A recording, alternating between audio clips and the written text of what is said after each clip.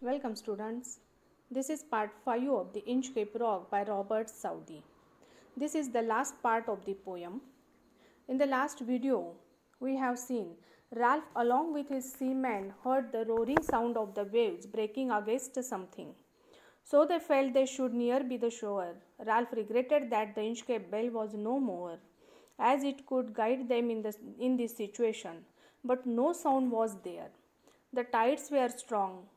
The rower and his team were drifting along with the ship. Suddenly, the vessel got a jerking. They all realized that the vessel had hit the Inchcape Rock. Now let's see the last second stanza of the poem. Sir Ralph the rower tore his hair. He crushed himself in his despair. The waves rush in every side. The ship is sinking beneath the tide. Beneath means under.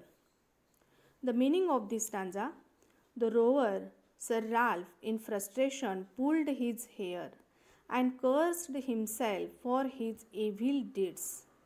He fell into a pit of his own making, and the rock turned into his tombstone. Meanwhile, the water started rushing in from all sides and started sinking the ship. या स्टांजामध्ये sir Ralph दी rover हा वेडापिसा झाला. आपले केस तो वेड्यासारखा ओढू लागला. प्रचंड निराश झाला आणि त्या नैराश्येत तो स्वतःलाच दोष देऊ लागला. शिव्याशाप देऊ लागला. सर्व बाजूंनी त्या लाटा त्या जहाजात शिरू लागल्या. जहाजेची या ठिकाणी मोठी टक्कर झाली होती. जहाज तुटलेले होते आणि लाटा त्या जहाजेच्या आत शिरू लागल्या होत्या आणि जहाज पाण्यात बुडू लागली होती. Now we'll see the last stanza of the poem. But even in his dying fear, one dreadful sound could the rower hear. A sound as if with the Inchcape Bell the devil below was ringing his knell. Knell means the sound of a bell rung solemnly after death or at funeral announcement of death. The meaning of this stanza: as the ship was sinking down in the sea, Sir Ralph heard a sound like that of the Inchcape Bell that seized him with terror. It was actually his death knell that the devil himself was ringing beneath the water, reminding him of his approaching death due to his misdeeds done. या स्टांजामध्ये जहाज पाण्यात बुडू लागल्यानंतर Ralph रोवरला भीती वाटू लागली. Ralph रोवरला शेवटी भयंकर असा आवाज ऐकू येऊ लागला. त्याला असे वाटले त्याने जी इंचकेप बेल कापली होती त्या बेलचाच आवाज आहे. आता ख्रिश्चन लोकांची एक कन्सेप्ट आपल्याला समजून घ्यायची आहे. जेव्हा कोणाचा मृत्यू होतो त्यावेळेस बेल वाजवली जाते. त्या बेल वाजवण्याला नेल म्हणतात. अनाउन्समेंट करायची फ्युनरल प्रोसेस त्यावेळेससुद्धा बेल वाजवली जाते. त्याला नेल असे म्हटले जाते. ती मृत्यूशी संबंधित अशी ती बेल असते. ती बेल वाजते. त्याला वाटते की the devil below was ringing his knell. आता त्याच्यासाठी जी बेल वाजवली जाते समुद्रातून एखादा डेव्हिल बेल वाजवतोय असे त्याला वाटते. याची कल्पना करून त्याला खूप भीती वाटते. चांगल्या व्यक्तीसाठी जेव्हा ही नेल वाजवली जाईल तेव्हा चांगलीच व्यक्ती वाजवेल आणि वाईट व्यक्तीसाठी जेव्हा ही नेल वाजवली जाईल तेव्हा एखादा डेव्हिल वाजवेल. ही संकल्पना आपल्याला समजली. Students, here we have completed the poem.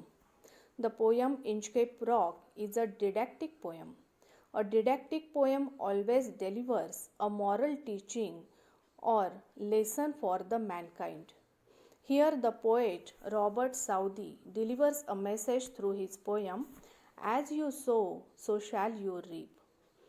Or, do good, good will happen to you. Do bad, bad will happen to you. म्हणजेच पेराल तसे उगवेल किंवा डू गुड चांगले कराल चांगले घडेल, वाईट कराल वाईट होईल.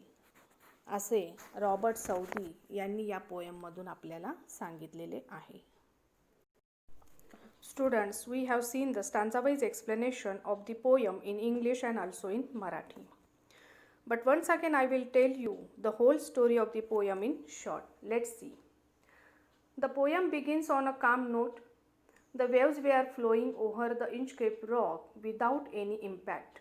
The abbot of Aberbrothock had placed a bell on the Inchcape rocks to warn the sailors about the perilous rocks. When the sea pirate Ralph saw the bell, he felt jealous of the abbot's popularity. So he decided to cut the bell. He asked his men to sell him to the bell. He cut off the rope of the bell, and the bell went down with a gurgling sound. The Ralph moved on, and after plundering the ships, was returning to his land. Suddenly the weather was getting worse. Thick haze covered the sky. A violent storm began to blow. Nothing was visible due to bad weather, but the Ralph was sure that the weather would soon improve. The sailor wished they could hear the Inchcape bell, but as it was already cut down, they didn't hear any sound. At last, the ship collided with the Inchcape rock and drowned along with all his sailors. But even in his dying fear, one thing the Ralph could hear. It's the sound of the gurgling bell.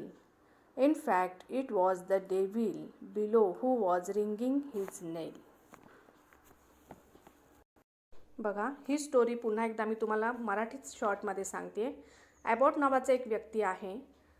त्याने Inchcape rock हा एक अतिशय dangerous rock आहे, त्या ठिकाणी त्याने एक bell बसवली होती. त्या बेलचा वापर असा होता की तेथून जे सेलर्स जात होते किंवा कॅप्टन जे शिप सेल करत होते त्यांना त्या शिप्सला एक वॉर्निंग किंवा अवेअर केले जायचे की येथे मोठा इंचकेप रॉक आहे. त्यांची जर जहाज त्या खडकावर आदळली तर ती जहाज बुडू शकते व जीवितहानी होऊ शकते, म्हणून ॲबॉटने तेथे एक बेल लावलेली होती. पण हा जो राल्फ आहे हा पायरेट आहे. पायरेट म्हणजे तो बाकीच्या शिप्सना लुटतो, त्यांचे जे काही वेल्थ आहेत, पैसे आहेत, तो ते लुटून घेतो. अशा लोकांना पायरेट म्हणतात. मराठीत त्याला आपण समुद्र चाचे म्हणतात. पण हा जो राल्फ होता तो पायरेट होता. तो बाकीच्या शिप्सना नेहमी लुटायचा. He was plundering the ships. त्याला चांगल्या गोष्टी किंवा कृती करण्यात इंटरेस्ट नव्हता. त्याला असे वाटत होते की ॲबॉटची पॉप्युलॅरिटी खूप वाढतीये आणि ॲबॉट हा सर्व लोकांमध्ये फेमस झालेला आहे. त्याला कुबुद्धी सुचली आणि त्याने असे ठरवले की ॲबॉटने त्या रॉकवर बेल बसवली आहे ती काढून टाकायची. आणि ती बेल काढून टाकल्यावर काय होईल, बाकीचे जे जहाज येतील, बाकीचे जे सेलर्स येतील त्यांना तो रॉक दिसणार नाही. त्यांचे जे जहाज आहेत रॉक्सवर आदळतील, आपटतील, सर्व लोक मरतील आणि ॲबॉटला कोणीही आशीर्वाद देणार नाहीत. त्याने आपल्या माणसाला सांगितले की मला त्या बेलपर्यंत घेऊन चल. तो त्या बेलपर्यंत गेला आणि त्याने ती बेल काढून टाकली. त्याला खूप मनस्वी आनंद झाला. त्याला वाटले आता खूप लोक मरतील आणि ॲबॉटला याचे दुःख होईल. तो पुढे समुद्रात बरेच दिवस फिरत राहिला. इतर जहाजांना लुबाडले, भरपूर संपत्ती जमवली व नंतर तो पुन्हा आपल्या देशाकडे निघाला. येताना असे झाले, अचानक वादळ वारे सुटले, धुके जमा झाले आणि त्यांना लँड दिसेनासे झाले, किनारा दिसेना. राल्फला वाटले की वादळ वारे थांबेल, मग आपण यातून सुखरूप परत पोचू. पण असे न होता या वादळी वातावरणात त्याचे जे जहाज होते, त्याचे ते जे शिप होते ते त्याच इंचकेप रॉकवर आदळले, जेथे त्याने ती बेल तोडली होती आणि ती बेल तुटून खाली समुद्राच्या आत गेली होती. तर जेथे ती बेल तुटून समुद्राच्या आत गेली होती तेथेच त्या दगडावर त्याची जहाज आपटली व इतर सेलर्सबरोबर त्याची जहाज बुडाली. म्हणून येथे असे म्हटले जाते की नेहमी लोकांच्या भल्याचा विचार करावा. लोकांना दुःख होईल, वाईट वाटेल असे न करता आपण त्यांच्या सुखाचा विचार केला पाहिजे.